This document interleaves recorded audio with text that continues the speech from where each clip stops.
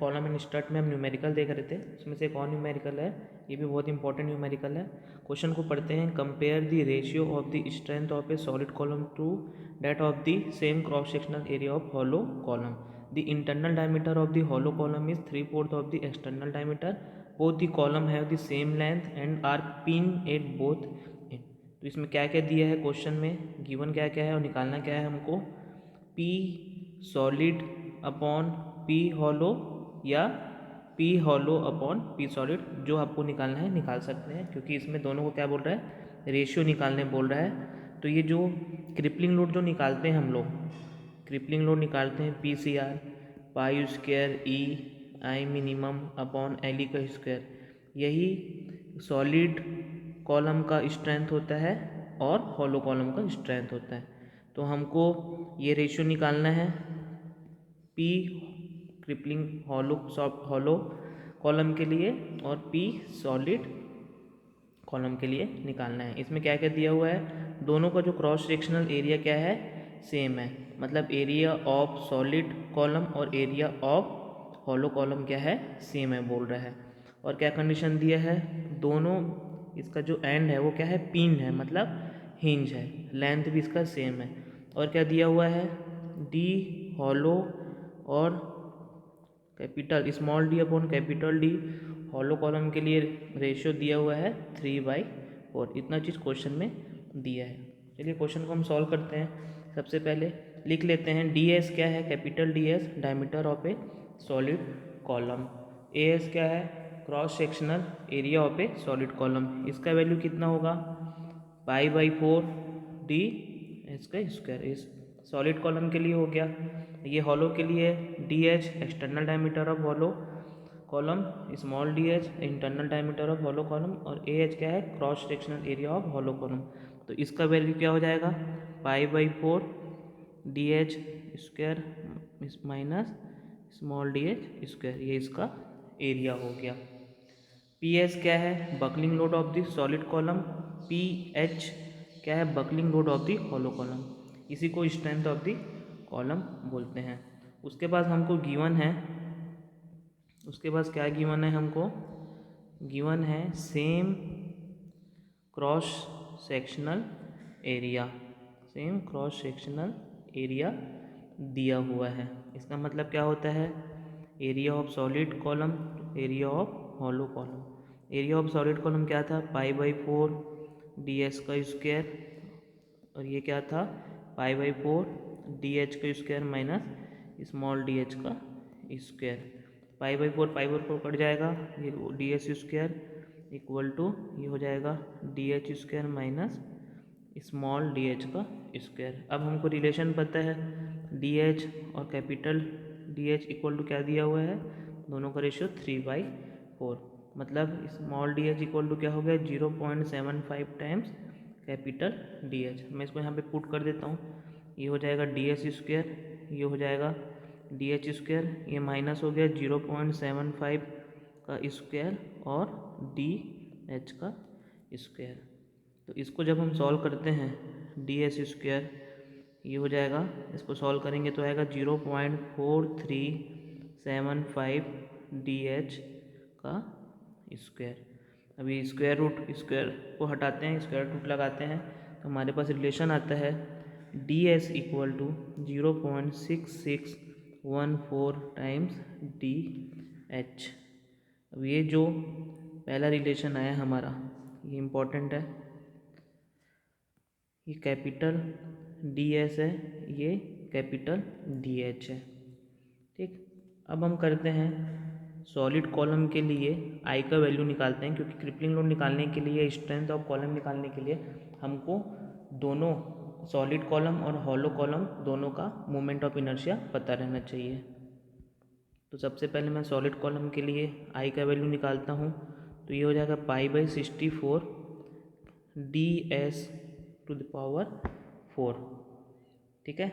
अब मैं D S क्या निकालना हूँ, डी एस मैंने रिलेशन निकाला था अभी डी एच के फॉर्म में, 64 डी एस क्या था, 0.6614 D H to the power 4, ये अभी रिलेशन निकाला था। तो आई इक्वल टू क्या हो जाएगा, पाई/64 0.6614 to the power 4 into ds to the power 4। अब इस सॉलिड के लिए क्रिपलिंग लोड का फॉर्मूला क्या हो जाएगा, पाई square E I minimum upon L E का स्क्वायर। अब यहाँ पे एल इक्वल टू क्या होगा, एल होगा, क्योंकि बोथ पिन दिया हुआ है एंड कंडीशन, बोथ पिन या बोथ हिंज के लिए क्या होता है, एल इक्वल टू एल होता है। तो ये इसको हम लिख सकते हैं pi square E I upon L का स्क्वायर। अब क्या होगा, P S equal to put कर देते हैं pi square E pi by 64 0.6614 to the power 4 into D S to the power 4 upon L का स्क्वायर। अब सेम हम चीज़ निकालते हैं हॉलो कॉलम के लिए। तो हॉलो कॉलम के लिए क्या आएगा, हॉलो कॉलम के लिए भी आई का वैल्यू चेंज हो जाएगा, आई हो जाएगा pi by 64 capital DH4 minus small DH4, ये आएगा। अब मैं DH को मैं क्या लिख सकता हूँ, 0.75 टाइम्स कैपिटल DH लिख सकता हूँ।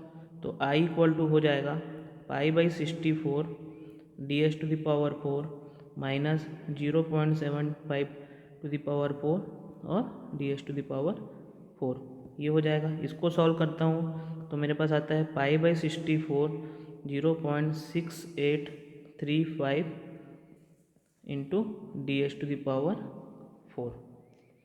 अब मैं फिर से क्रिपलिंग लोड निकालूंगा हॉलो कॉलम के लिए, PH हॉलो कॉलम के लिए निकालता हूँ।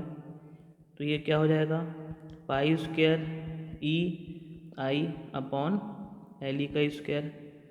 फिर से सेम कंडीशन है, पाई स्क्वायर ई बोथ पिन दिया हुआ है एंड कंडीशन, तो हो जाएगा एल का स्क्वायर, बोथ पिन के लिए एल इक्वल टू एल होता है। अब मैं यहाँ पे आई का वैल्यू पुट कर दूंगा तो हो जाएगा पाई स्क्वायर ई आई का वैल्यू हो जाएगा pi by 64 0.6835 into D H to the power 4 upon L का स्क्वायर पी हॉलो। अब मेरे को क्या करना है, दोनों का रेशियो निकालना है। तो मैं इसको क्या देता हूँ, इक्वेशन 2 दे देता हूँ और इसको दे देता हूँ इक्वेशन 1। दोनों का रेशियो निकालना है तो यहाँ पे लिखते हैं इस ये ratio of buckling strength of the two column. मैं यहाँ पे इक्वेशन 2 में को डिवाइड कर रहा हूँ इक्वेशन 1 से। तो हमारे पास क्या आ जाएगा, P hollow upon P solid. P hollow क्या है, pi square E pi by 64 0.6835 D H to the power 4 और पी एस क्या है, pi square E pi by 64 0.6614 to the power 4 into D H to the power 4। अब सभी को D H में लाने का, डी एच को डी एच में चेंज किया हूँ, पी एस में डी एच को चेंज किया हूँ, डी एच को डी एच के फॉर्म में चेंज किया हूँ ताकि ये फाइनली कट सके। इसको सॉल्व करने के बाद हमारे पास आता है 0.6835 divided by 0.6614 to the power 4। ध्यान देना है यहाँ पे पावर 4 है, यहाँ पे कोई पावर नहीं है। इसको कैसे से सॉल्व कर लेते हैं तो हमारे पास आता है इसका value 3.57। P H equal to आता है 3.57 टाइम्स पी एच। मतलब जो हॉलो कॉलम है, हॉलो कॉलम का स्ट्रेंथ, हॉलो कॉलम का स्ट्रेंथ जो है,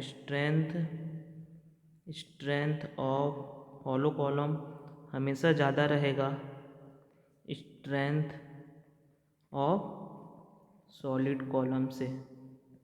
ये इसका कंक्लूज़न है।